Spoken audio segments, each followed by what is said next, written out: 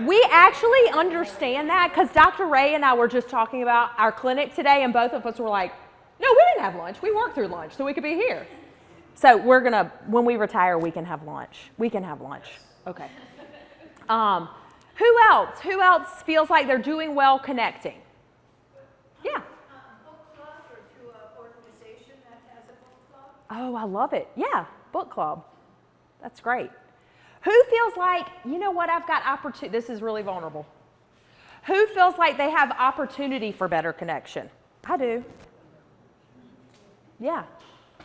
I think it's really hard. I mean, there's a reason you don't put your words for the year, your words of intention, aren't usually words that you're like, well, I'm crushing that. I'm going to put that word down.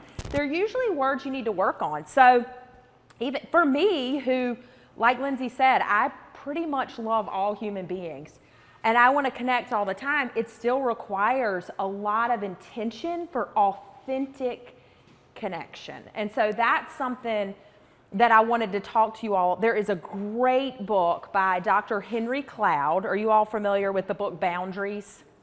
Yeah, shaking her head. You've heard of Henry Cloud. Townsend, yep. Mm-hmm. So he wrote a book that not as many people know about. I talk about it all the time. And it's called The Power of the Other. And this book's been around for a while. And the thing that I really, really like about it is that it talks about the different corners of connection. And he says there's 4 corners of connection. The first corner is you really don't have connection. Have you ever been around somebody and you're like, yeah, we're never going to hang out. I respect you as a human being, and I'm not going to be having lunch with you a lot. Okay. Or sometimes you have bad connection. I got one of those texts today, and I was like, we're having a bad connection right now. But you it's just not a good connection. Then I think these are the most painful. The third corner are false connections. And so what I tell my kids in this social media world is those are your Instagram friends, those are your Facebook friends, and they're going to want to post pictures because they're with you and you're having fun and you're line dancing or whatever. But when the rubber hits the road and there's really, really hard stuff, or there's really great stuff, right? And you want somebody to share it with, they're like radio silent, right? And so it's not those genuine, and that's the fourth corner, those authentic connections. So that is somebody that you're giving to the relationship and they're giving to the relationship. And you can assume positive intent. They're for you. They have what I like to call the abundance mentality, where, just because, Whitney's doing well doesn't mean I can't do well. Like, we can both do well and make the world a better place. And I think that's hard. I think that's hard in our culture because I think it's a competitive culture that we live in. And so really, really important. Do you all have any thoughts about that when you hear about that? Does that resonate with you? Yeah? Yeah? What resonates with you about that? Yeah. It's not all rainbows and butterflies that you see. No, and that's one of the things is that, having true connection is authenticity, and you got to have joy and sorrow. And anytime I see this, my very best friend, Allison Brown, who lives here, who told me about this book, and I think about some of the really hard stuff we've had to go through with my Bible study group. We call it a circle. And it has been the clear example for me of what this fourth corner looks like. When it's really hard, when I got an ugly cry, or when I want to celebrate, that those are the women that are always there. Always there. And that's a gift. And when I say it's hard, it requires serious intention. It requires, it's like marriage. I'm in love with my husband. He's wonderful, but guess what? We better be having date nights. We better be spending time together because relationships require that one-on-one time, that time to connect. What were you going to say, Luke? I think you got there with the way you illustrated that right there. Brene Brown also talks about how sometimes when you show up, all I got's a 20. Yeah. And you need Oh, I them- love and- that. And you need them to Yes. come back with 80 or 100, Yeah. right? Yeah. And so I think that in a true, authentic relationship like you're talking about like that, you don't, sometimes you show up with nothing. Right. It's still, Yeah. it's still received and given, and that reciprocation goes backwards. It's a seesaw. Yeah. eventually. Yeah. I think that's such a good word. I love that because she talks about that in her marriage, how they will come at the end of the day and say what percentage they're at. Like I'm at 80% or I'm at 20% or I've got nothing to give. And it's so incredible to be loved for just the human being that you are. Even if you have nothing to give, you're like, I'm just like, I say I'm a glass with rock crystals. Like there's nothing in there. I'm dry. It's incredible, right? So having that sense of connection. Dr. Ray, what would you say? Because Dr. Ray and I have gotten to do a really cool leadership program at ECU Health that's truly 3 days of, to venture to say, probably the most authentic connection one can have. Yes. Yeah, what would you add? What I will say about that particular event was it was advertised as a leadership event, but it was really a group therapy session. So we had to put down our phones. But I think that what we were able to take away from this was, that really understanding yourself and who you are and what you bring to the table, Yeah. what you can bring to the table, and what things that you need from other people, I think is, that's what it's all about. That's what it's all about. Yeah. I mean, making connections with our team, I think is, for me, that is probably the coolest part of my job. Yeah. I enjoy taking care of patients, but I enjoy taking care of the people who take care of people. So. Yeah. Yeah. I love that about you. And that's why today, when I was talking to one of my patients about primary care, and I said, oh, that's no problem. Dr. Ray and Ronnie Sloan have done a great job, and both of them are leaders who are authentic and they connect. So it's like Jeff was saying, oh, I've been to Shore Coffee because this is where I bring prospective APPs and physicians that are going to want to move to the Outer Banks. I was like, you should definitely bring them here because I would want to move here for this coffee shop.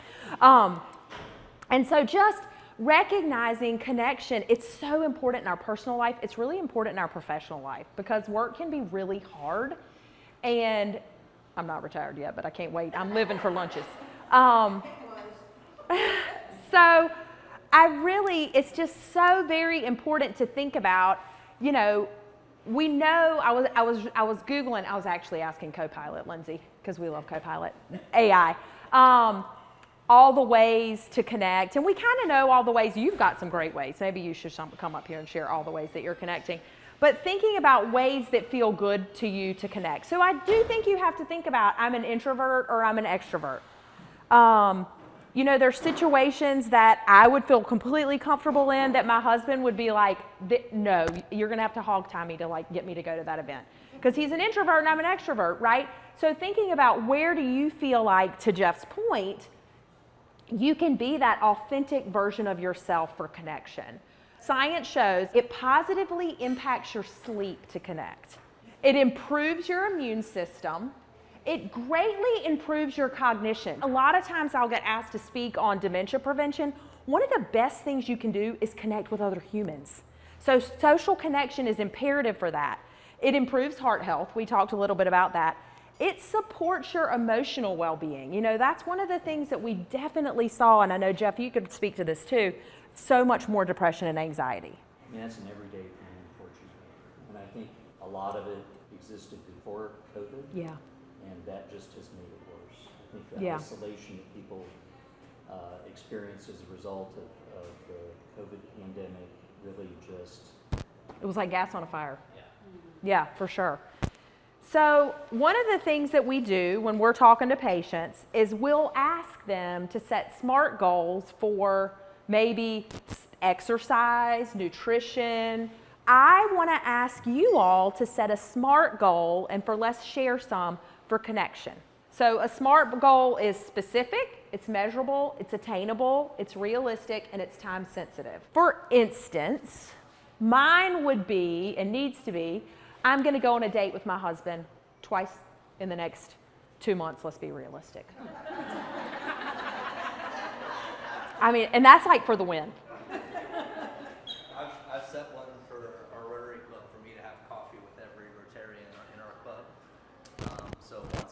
So a new That's amazing. Rotarian. I front loaded it. I did 7 in 10 days. That was too That's much. all right. We're not counting. We're not going to be on your shoulder. Look like, did you do it? When did you do it? Yeah, but I'd like it to be like once a week, meet with somebody else. Yeah. And get to know them personally. Get to really know them. Yeah. Who else? No. Yeah. Well, I moved here 2 years ago to follow up on the Rotary connection. So I just retired, moved here 2 years ago. You know, knew a few people down here, but not a lot, obviously. But I knew through Rotary, which I've been in all my working career, Eastern North Carolina, up in Virginia Yeah. Beach, I knew it'd be a great place to connect. Yeah, for sure. With people with similar values. Yep. Who want to give back to the community, who want to get involved. So I immediately jumped into First Flight and North Banks, and then I found out they were merging. So then we became a bigger team of friends and Rotarians, and it's a great experience. That's amazing, and I love. I grew up in the Rotary Club. I feel like because my dad was in Rotary forever and ever. I love so much because it so supports well-being because it's connection and it's also volunteering. So you're helping others, which is just a lot of what we're going to be doing with OBX Thrive. There's going to be a lot more coming out about that, and it's really about this holistic sense of well-being. And so you're like checking a bunch of boxes with that. Fellowship is the word that we use. Fellowship. Which is just another word for connection. Yeah, I like the word fellowship there. It's good. Who else? Who else? What's your smart? Laura. I walk daily with a friend, and it doesn't have to be a big walk, it can be a short walk. Yeah. So it's a way to connect. It's not always the same friend, frequently is, but that way, what you're saying, connecting with people, getting out of the house, Yes. spending time in nature, all very important. You're checking all kinds of boxes too. All the time. All the time. Doesn't surprise me. Yeah. I mean, I think it's just whatever, if you can find an organization that you can, join and meet new people. When Yeah. I came down here and was retired, and my sister was in a panic that I was gonna just be with my husband for the rest of my life. That sounds like a loaded comment that we won't explore today. And I wasn't very happy about that either. I joined an organization, I met all these people, and, it makes him happy to see me go out the door. And it's just, I think that's what brings you out. I worked like 80 hours a week. I was in a church organization that I went to like once a year. I Right. didn't do anything because I came home, put my pajamas on, went to bed, got up the next morning, went to work.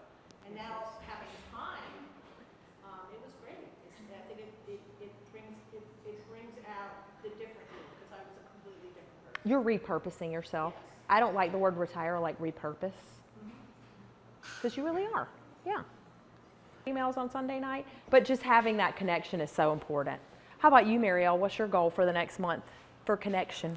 For connection, well, about to go on a trip and hang out with my family, so just to be present and not have a cell phone, just totally disconnect and be fully present.